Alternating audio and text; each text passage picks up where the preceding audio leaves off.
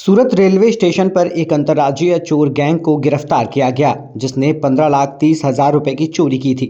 इस गैंग की गिरफ्तारी लोकल क्राइम ब्रांच, पश्चिम रेलवे पुलिस और सूरत रेलवे पुलिस जीआरपी की संयुक्त कार्रवाई से हुई और चोरी का माल भी बरामद कर लिया गया।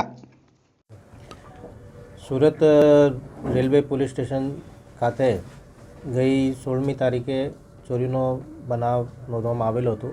આની વિગત એવી છે કે રાજસ્થાનથી શ્રી નેમિચંદજી જૈન સુરત આવ્યા હતા, ત્યારે જ્યારે પ્લેટફોર્મ નંબર 2 ઉપર એ ઉતર્યા હતા, એના પછી એમના એક જે પર્સ છે જેમાં સોનાના દાગીનાઓ હતા એ બધું ચોરાઈ ગયા હતા એવી ફરિયાદ નોંધાઈ હતી।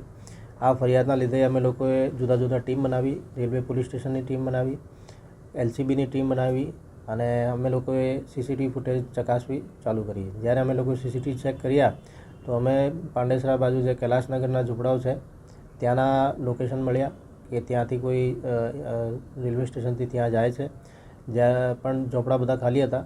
તો અમે લોકોએ ત્યાં જે ગાર્બેજ છે એમાં ચેક કર્યું તો અમને કંઈ ક્લુ મળ્યું કે મહારાષ્ટ્રના બુલઢાણા ખાતે એ લોકોએ હંગામી અથવા કાયમી રીતે રહેતા હોય છે। તો અમે લોકોએ ફરીથી ટીમ બનાવીને મહારાષ્ટ્રના બુલઢાણા ખાતે મોકલી। ત્યાં અમે લોકોએ 8 થી 10 જેટલા પોલીસ સ્ટેશનોમાં એમના ફોટા બતાવ્યા અને ચેકિંગ કરાવી। પછી અમે લોકોએ જે એલસીબી ઓફિસ છે ત્યાં એમના ફોટા આપ્યા।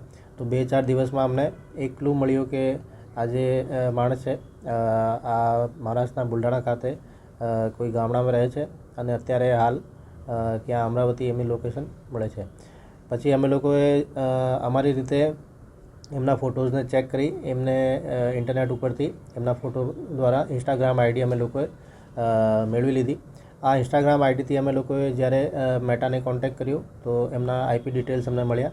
આઈપી ડિટેલનો આઈપીડીઆર એનાલિસિસ કરીને એમના જે મોબાઈલ નંબર છે એ અમને મળી ગયા।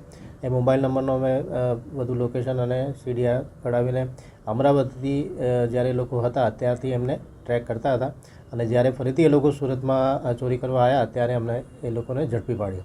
એમની એમો એવી હતી કે એ પોતાની નાની નાની બાળકીઓનો યુઝ કરીને કોઈ વડીલ અથવા એવા દેખાય એના પર્સ ચોરાવી લેતા હતા અને આમાં અમે લોકોએ જે 15.5 લાખનો જેટલું મુદ્દામાલ ગયો હતો 100% આમાં રિકવરી થઈ છે અને જે આરોપીઓ છે અત્યારે જેલમાં છે।